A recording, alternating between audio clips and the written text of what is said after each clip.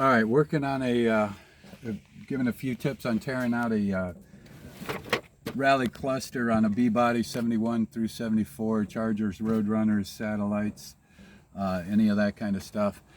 We have just a Phillips screwdriver is mainly what you need. You have a screw here, a screw here, a screw here. You have 4 on top. Underneath on the back side, you will have 2 more screws. They're Phillips screws. So that would be right between the steering column. Once you can remove those, the speedometer cable is going to be real tough. It's really easy to pinch. It's just a simple pinch. If you reach underneath and do that first, you might need a buddy to help yank it, because once it's in place, it's a little hard. You'll pull that from just reaching under here and pulling. Then your heater temperature switch. There's this little guy right here is the clip on the cable, and all the cable does, it lays the little when you turn your fan switch this way, this cable goes back and forth. So this little rod hooks into it, and at the bottom of that, that's where this little clip will go. If you pull the clip, don't lose this clip. This is like gold. That's what she looks like. But then the cable will easily reach out. Then what I did are there are three bolts to drop the steering column. There's one of these, and then there's just 2 nuts.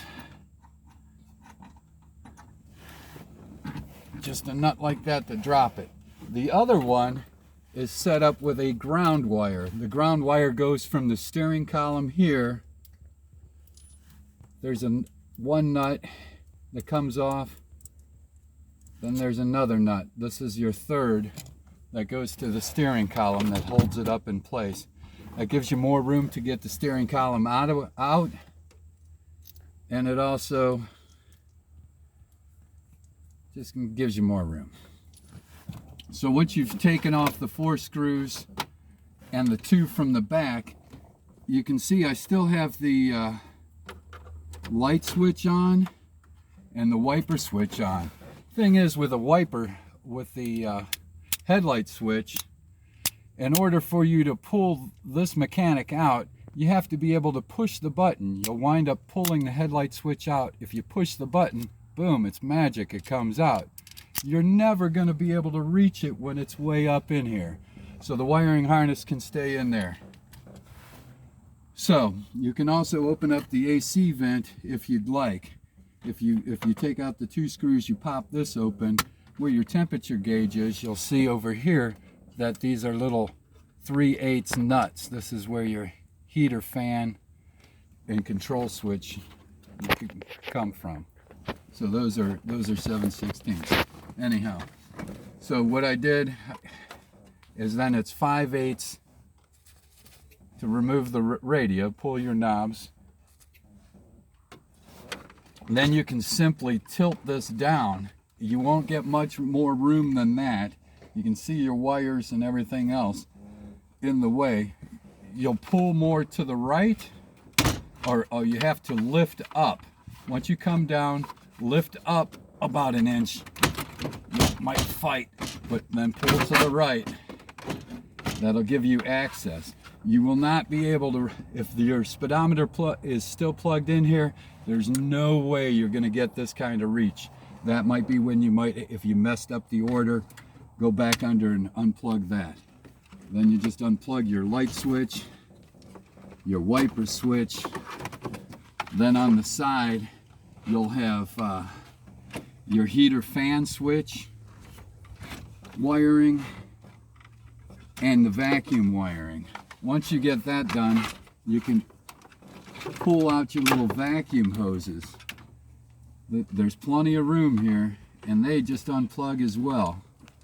Once you unplug that, you're free to swing. Now we're into the crucial wiring harness. The big thing is, if you don't have, when you get a wiring harness, is these 4 into the 1 wire grounds. When you get a wiring harness, you might not have it. So this is the magic, that you need to make your own jumper wire. Other than that, it's pretty much a plug and play. The color wires are all marked, red, orange, whatnot. They only mark the center orange. This has they mark a tan up top, which is tan up top, but it actually has 2 more orange wires feeding into it, so I marked it 2+ orange.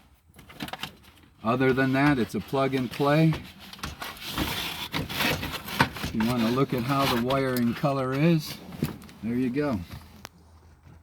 I hope that helps out.